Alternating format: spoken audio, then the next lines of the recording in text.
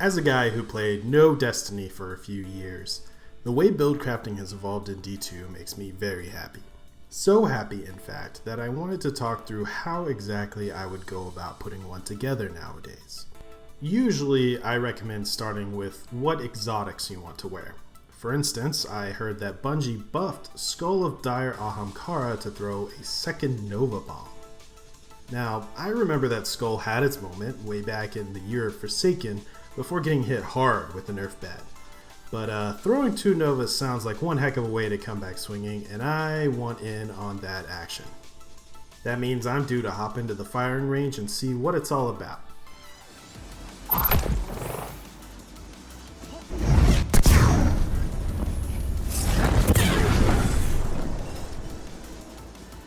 Alright, I've thrown a few Novas at these poor guys. Let's go over what I found. It seems like Soda has been updated to be a more flexible exotic than before. In its previous incarnation, the main gameplay loop was basically to just Nova Bomb small guys for big refunds on super energy from kills. But throwing it at a boss was heavily discouraged because no kill, no refund. Now, however, Soda incentivizes throwing Nova Bombs everywhere. The refund on super energy has been partially decoupled from your actual super and is now shared with weapon kills while Devour is active. Testing at the range here with just Echo of Starvation and no other super regen shows that it makes Devourer kills regen roughly 3 times as much super compared against base.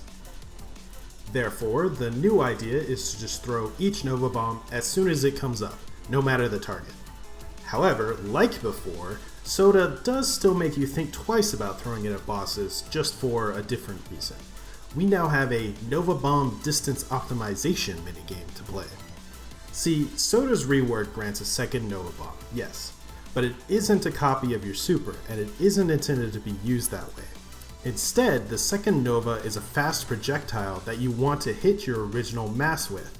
Side note, it seems like Slova doesn't block weapons fire anymore, which is a huge win. The projectile still does a good chunk to enemies on its own, but the payoff from correctly doing the 1-2 punch is actually pretty huge. If you do it correctly, the 1-2 punch gives your Slova a lingering vortex that almost replicates the effects of both Nova Bomb supers all in one. The sweet spot for me was about 30 meters, thanks to the cast time of the second throw. When comboed correctly, it does about 3 times the total damage as before. But here's the great part. I've been throwing these Novas raw. No fragments, no aspects, no artifacts, no set bonuses. That encrypted data disk down there must be really encrypted because I'm getting nothing out of it. Instead, allow me to draw your attention to the Tablet of Ruin for one perk in particular, Limit Break. This grants a damage boost to supers when you cast them with a matching elemental buff or at critical health. Casting Nova Bombs with Devourer up gave me about a 15% damage boost here at the range, which was enough of a difference to make these Centurions go down from the initial impact alone.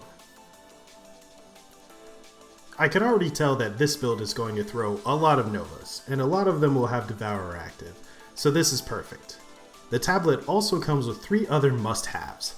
Elemental Supercharger to make Overload Void weapons grant super energy on kill, Elemental Siphon to create Void Breachers and add super regen upon their pickup, and Maligned Harvest, which gives you an overshield and weakens enemies when you spread Volatile.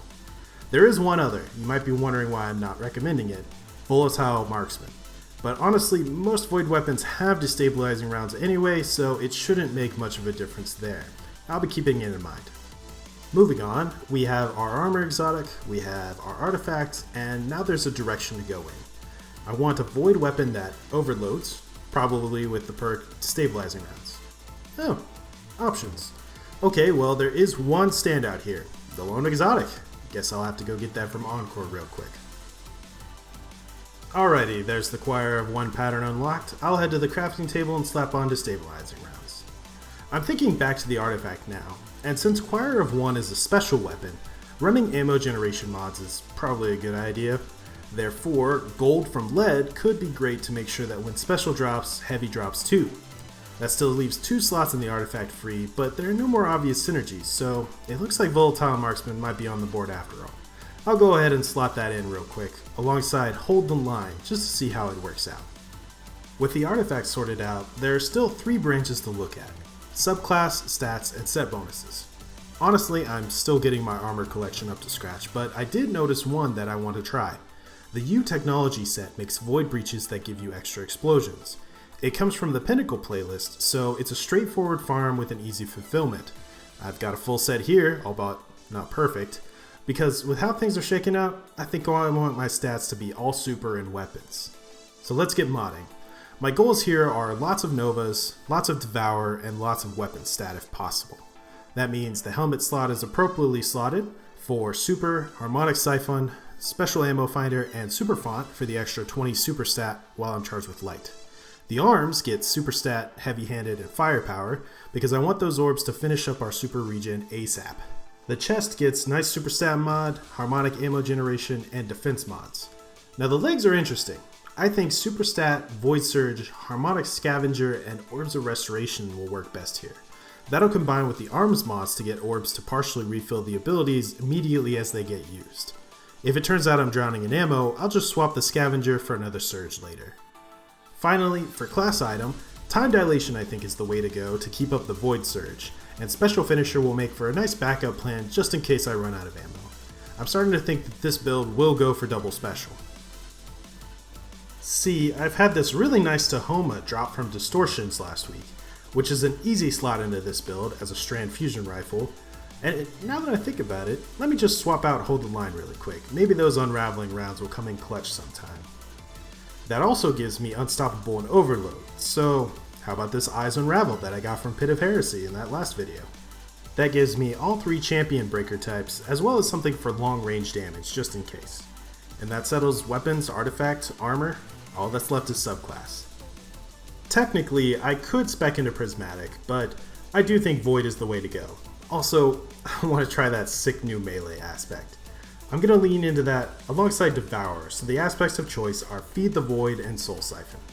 This gives 5 fragment slots for Starvation to proc Devour from Orb and Breach pickup, Cessation so that volatile targets make Void Breaches, Reprisal for even more super gain while surrounded, Persistence to keep Devour up longer, and Harvest so that Maligned Harvest from the artifact applying Weaken will give me both orbs and breaches.